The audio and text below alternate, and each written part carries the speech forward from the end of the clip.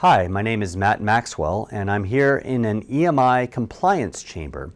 And with this short video, we'd like to compare the results we get for this device under test in this compliance chamber with the same results we might get in a lower cost setup. As you can see, to have compliance testing, you need quite a large chamber with an elaborate setup. In addition to the equipment you see in the chamber here with the antenna and the turntable that would rotate to allow 360 degrees coverage to check the EMI emissions from the device under test, there's also EMI compliance receivers outside of the room that we'll take a look at later to show the testing in progress. But as you can see, it's a pretty extensive setup, and this is what most devices need to go through, consumer electronic devices, wireless devices, in order to pass compliance test. And actually they could be much larger chambers than this. This is a smaller chamber, but they can be very extensive setups. So once we have our device under test in the EMI chamber, if we're doing an EMI compliance check, we would use our equipment here to do rotations of the turntable and use the compliant receiver. In this case, we have a CISPR 11 unintentional radiator emissions mass test that we're doing. And we have multiple sweeps captured at different rotations of the turntable that you saw inside the chamber. And we generate a trace here, which we'll show a close-up of, where we can compare the results of each of those traces against the limit lines, the CISPR 11 unintentional radiator emissions lines. And we do this multiple times, and then maybe for full compliance, we might go out to an outdoor full test compliance chamber to complete the testing for compliance. So now we're going to compare the results that we get from the full EMI compliance receiver to the results that we see from the RSA 306B USB spectrum analyzer. So on the PC, we have SignalView PC running, and you see the results of the SPIR measurements against the same CISPR 11 radiated emissions test. Again, our device under test is in the chamber here. And you see we have very comparable results. And we'll look at a comparison close up here in a minute, but it's interesting that we get similar results with this USB analyzer to those results that we find with the full compliance receiver. So now we're going to look at the results using the RSA 600 compared with the EMI compliance receiver now for the radiated emissions test against the CISPR 11 limit lines.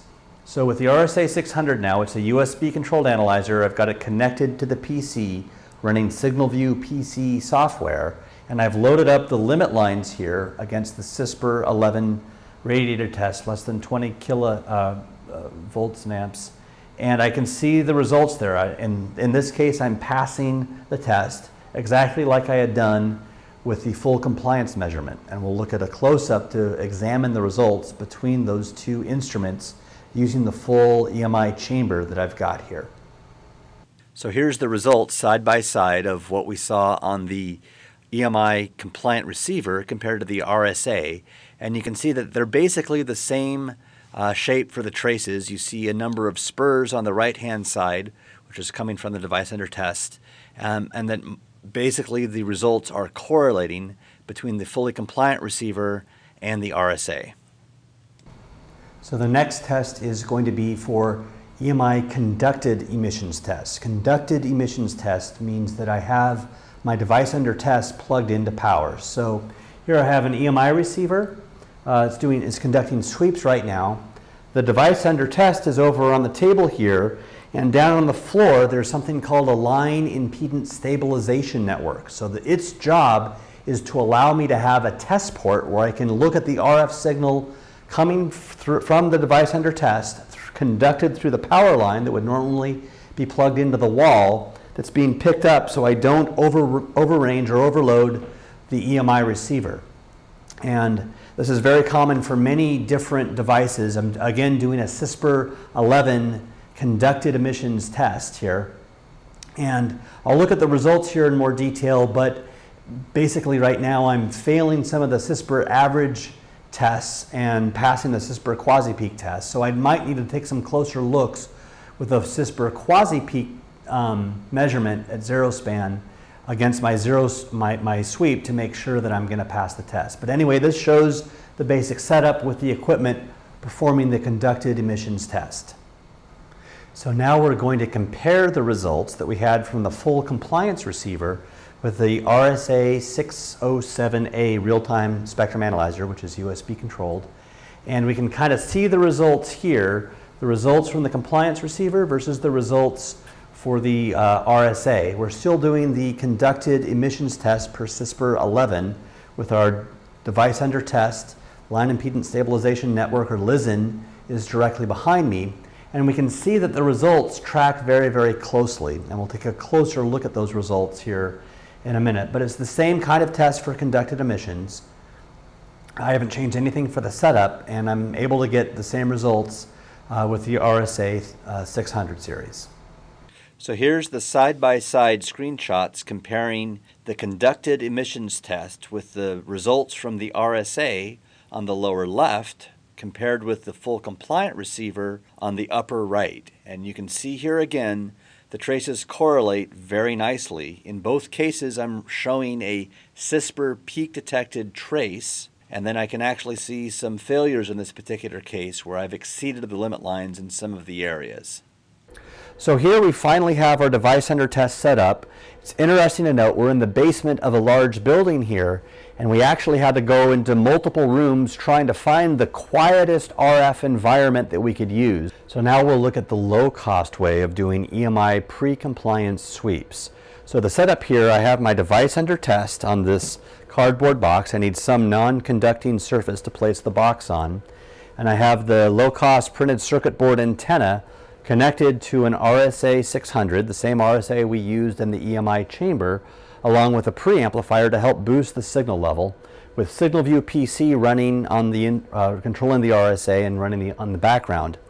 And right now the device is off. You'll notice first off, if you can see the screen here, that the ambient energy in this room is much higher than it was in the chamber. That's what you would expect. An EMI chamber is going to have much better isolation against things like cellular signals and broadcast signals.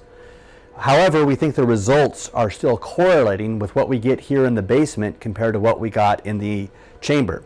So now I will power on my device under test. It goes through a small boot up sequence. And you see now a series of spurious signals that are coming up that weren't present when I turn off the boards. So with the low-cost printed circuit board antenna, we're able to cover between 400 megahertz and a gigahertz. In order to get the lower frequencies, we need something like a biconical antenna, like the one that I've shown here, down to cover to the 30 megahertz frequency range. So with that setup, I'd also attach the biconical antenna to the tripod and perform the last band of the EMI testing to make sure that I also don't have any gross violations of the limit lines, discounting or ignoring the ambient signals with one more sweep with the biconical antenna. So here for the conclusion, we're comparing the results from those seen in the black and white plot from the full compliance receiver using the EMI chamber with a high sensitivity, high gain antenna, compared with the results in the basement from RSA using SignalView PC. The results correlate. A good point to realize here is that the PCB antenna's lower frequency range is only 400 megahertz. So we really in this screenshot are only comparing the 400 megahertz to 1 gigahertz frequency range. And also a good point to remember is that in the basement I have ambient signals. I have some other cellular or other types of maybe broadcast signals that I'm picking up, so I'm going to have to figure out what those are before I perform my test and identify those. It looks like there may be some cellular signals there around the 800 megahertz range on the basement results from the ambient signals. The point here is that using the CISPR peak sweep on the RSA 600 in this case to compare with the full compliant receiver in the chamber, I get correlated results. I see the similar spurious signals coming from both cases, both measuring the same device under test. And the goal out of this kind of testing is I'm really trying to identify where I'm close to the limit line or potentially exceeding a limit line, failing a test, where some redesign and retesting may be required so that I can avoid a trip to the expensive full compliance EMI lab and hopefully avoid any kind of redesign later on that might be more painful. I thank you for your time, and please visit tech.com for more information.